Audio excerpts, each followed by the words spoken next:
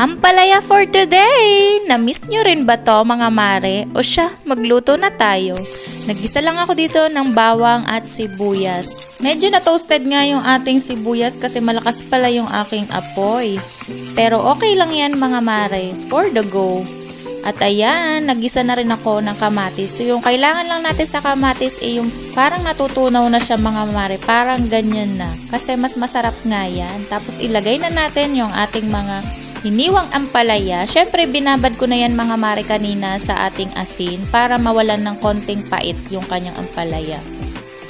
Pero wag naman natin masyadong babarin mga mare o kapigaan para naman hindi pa rin mawala yung sustansya na meron sa ating ampalaya. At syempre nilagyan ko rin siya ng paminta at saka tinakpan din natin para naman maluto siya ng bahagya.